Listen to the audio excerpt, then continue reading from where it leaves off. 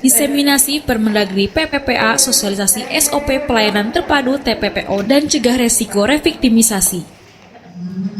Dalam rangka diseminasi Peraturan Menteri PPPA Nomor 8 Tahun 2021 tentang standar operasional prosedur pelayanan terpadu untuk saksi atau korban tindak pidana perdagangan orang, serta melakukan evaluasi dan penyusunan program kerja upaya pencegahan dan penanganan TPPO Kabupaten Sukabumi.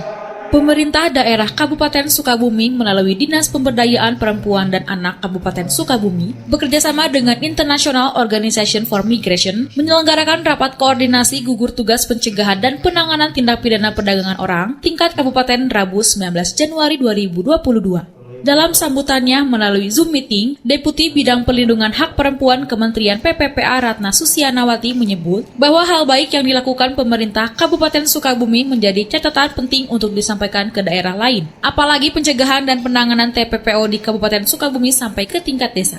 Sementara itu, Haji Marwan Hamami juga menyambut baik pelaksanaan rakor. Lewat kegiatan tersebut, dirinya mendorong terciptanya supertim di GTPP TPPO. Apalagi Kabupaten Sukabumi dijadikan contoh daerah lain dalam pencegahan dan penanganan TPPO, sehingga gugus tugas harus terus solid dan mampu membawa perubahan.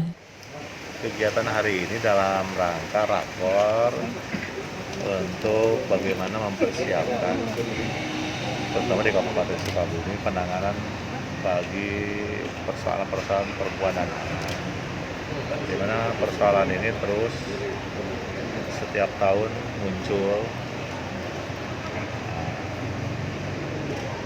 dan itu SOP-nya itu seharusnya sudah dimiliki sampai dengan tingkat desa dalam penanganan persoalan. Nah, ini mudah-mudahan dari rakor ini bisa menjawab persoalan yang ada di Kabupaten Sukabumi.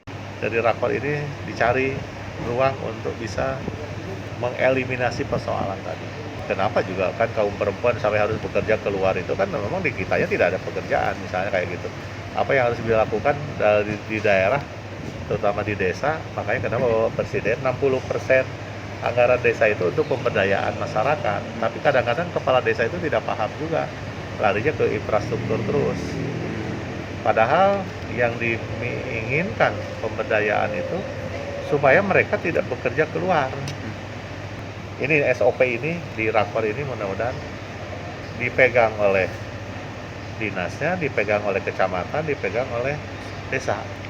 Bila perlu RT RW nanti megang juga. Kami bekerja sama dengan DP3 Kabupaten Sukabumi dan jajaran pemerintah PPD Kabupaten Sukabumi untuk mendiseminasi, mensosialisasi peraturan menteri baru tentang standar operasional prosedur untuk pelayanan dan perlindungan terhadap korban dan saksi tindak pidana perdagangan orang.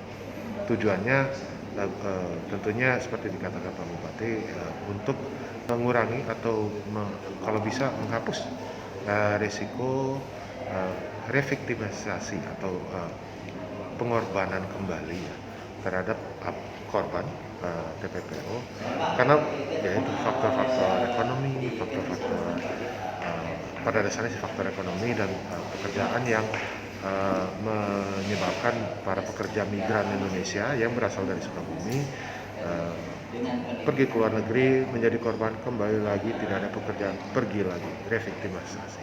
Korban berkurang pastinya. Adanya peningkatan pekerja migran Indonesia dari Sukabumi yang lebih waspada terhadap bahaya-bahaya menjadi korban trafficking di luar negeri ataupun di dalam negeri sendiri, dan peningkatan ekonomi dan masyarakat Sukabumi baik itu dari dalam